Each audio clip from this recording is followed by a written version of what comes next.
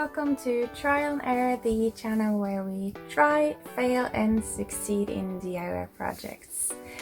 Today, as the title say, I'm making scrunchies, and these are a nifty little DIY. They are increased in popularity over the last few years, and with good reason, because they're both handy and they're stylish. So my hair right now is too short to put up in any hair tie, and I feel like I look like Alpha from Sesame Street every time I put my hair up nowadays. But my mom has agreed to test them out, and hopefully I'll remember to sneak in an update in a couple of weeks to see how they're holding up. So today I'll show two techniques when making the scrunchies. One is with a needle and thread, and the other one is with a glue gun. So you have the option to use a sewing machine as well, and that's the fastest way to make them, but the theory is the same as with the needle and thread. So without further ado, let's go to voiceover. For this craft you will need some fabric. Almost any fabric will do, so as long as it is not too stiff it should be okay. You will also need a thread, chalk for measuring the fabric, needles, scissors, elastics, and instead of a needle and thread you can also use a glue gun.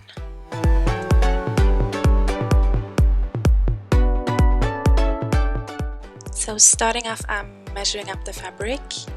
I found that a measure of 10 centimeters times 50 was enough to get enough fabric so that it folds nicely, but not enough so that it gets too much.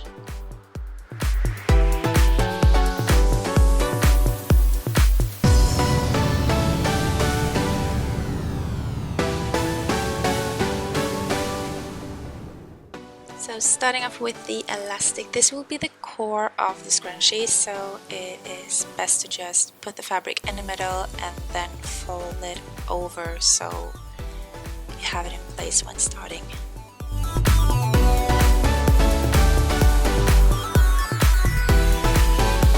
So when starting a thread, I like to secure it by threading it through the loop grid, but not before I continue. This helps keep the thread in place and preventing from unraveling. And there is nothing worse than noticing in the middle of a work that it is ruined because of an unsecure thread.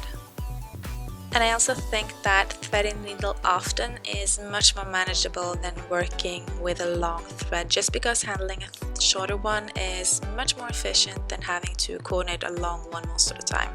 But this is a personal preference and you need to figure out what works best for you. After sewing the edges together, it is time to turn the fabric inside out and start the last step. This is kind of tedious, but just be patient and it'll come after a while.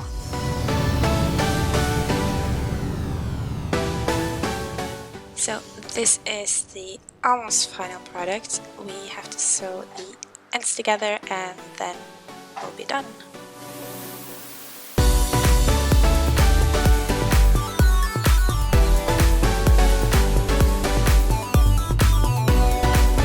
I find it easiest to secure the ends together before fitting one over the other and folding the top part in, and then I carefully just sew the insides together.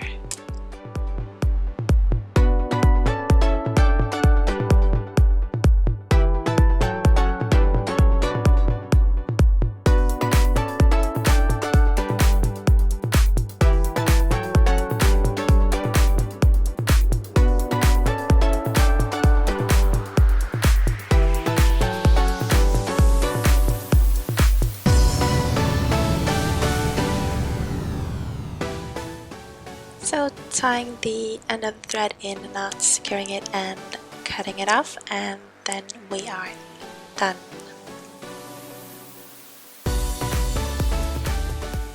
Here is the final result. I am satisfied with the outcome and I like the color and the fabric and would definitely buy it if I found it in a store and had long enough hair to use it.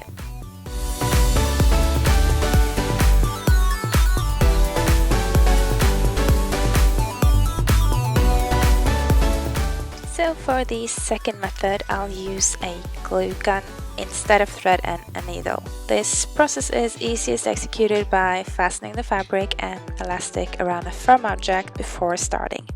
I was using a bottle, but you can also use whatever you want as long as it is sturdy enough.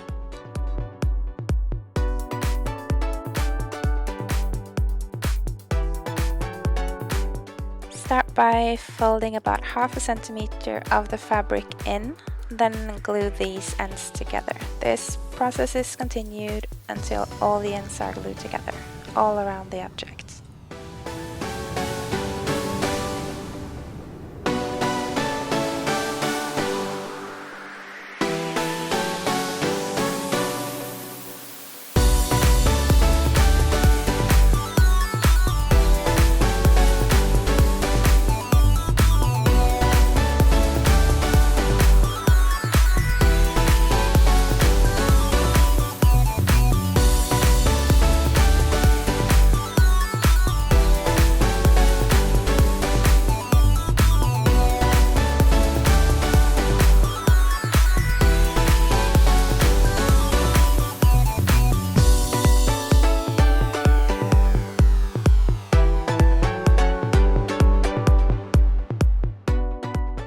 Now it is time to fasten the ends of the scrunchie, so the easiest way is to put one over the other and fold the top part in like we did with the sewing method.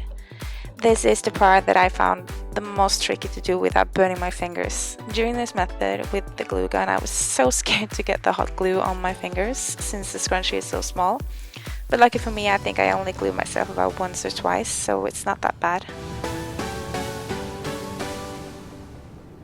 We continue gluing the ends together all around the scrunchie, and on the end here it's particularly tricky, so just patience and watch where you put your fingers, that's my tip.